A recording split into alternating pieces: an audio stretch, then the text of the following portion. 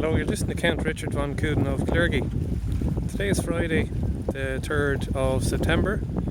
I'm just down here on the south Bull Wall, watching this ship here, the 16, roll-off ferry, which is destined to go to the Zeebrugge, with the pilot boat Tolka nudging it along beside.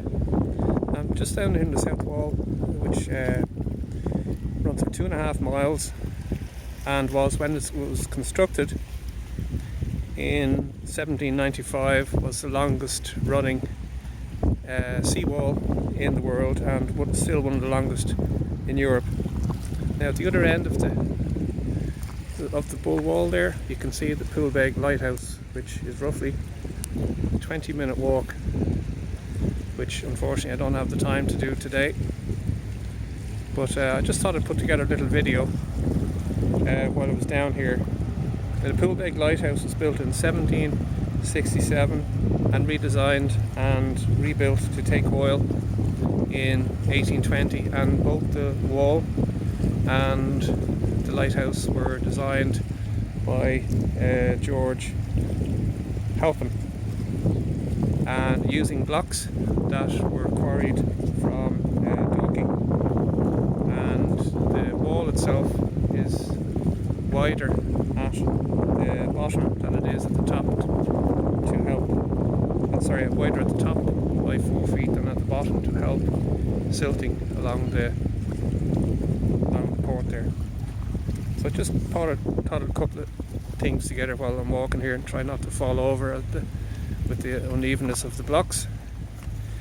But I was talking to a gentleman earlier on who told me something very interesting, that a friend of his operates one of the cranes down here in Ringsend, and there are nesting peregrine falcons up on the chimney pots there, which were built between 1969 and 1977 and rise to a height of 1,606 inches, were translated into 679 feet.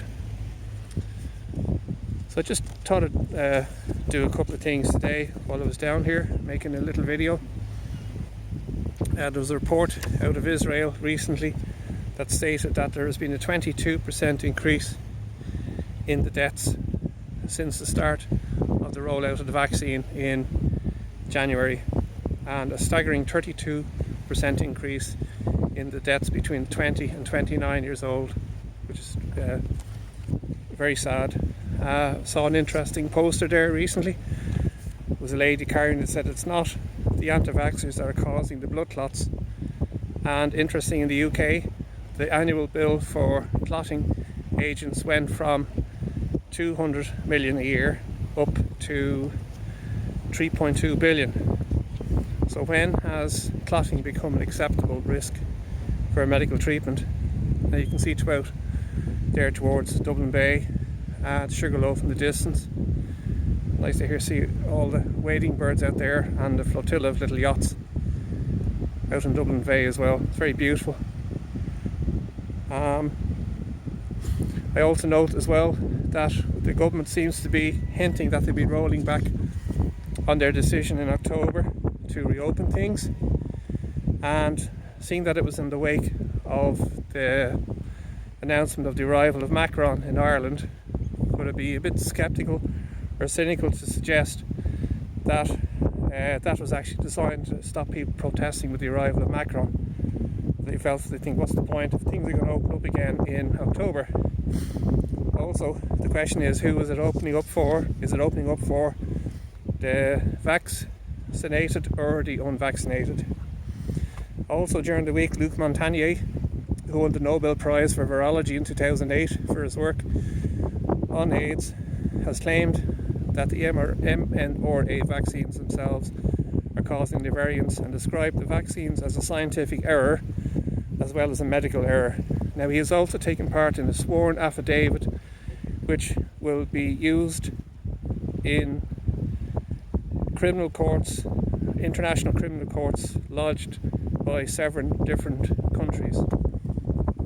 I'm also reminded, if I may, that I remember asking my doctor when I was small or not small, but during the time of the outbreak of the AIDS virus, do AIDS prevent the spread of, do condoms help prevent the spread of AIDS? And he said no, because he said the membrane in the condom isn't small enough to prevent the AIDS virus getting through.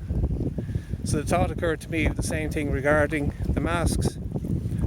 Are the masks, the membrane in the mask, small enough to prevent a virus from passing through? And I've heard somebody describe it as the equivalent of expecting chicken wire to prevent a mosquito getting through.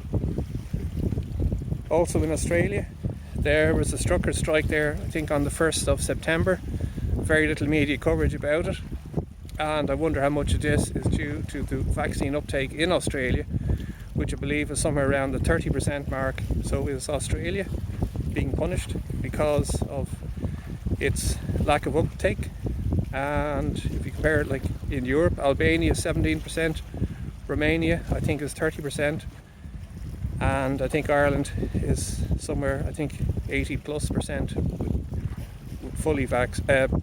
I think it's 80+% with at least one vaccination, and 70 something for two. But there you go. They're just a little couple of thoughts of my own, which are my own. Thanks for listening.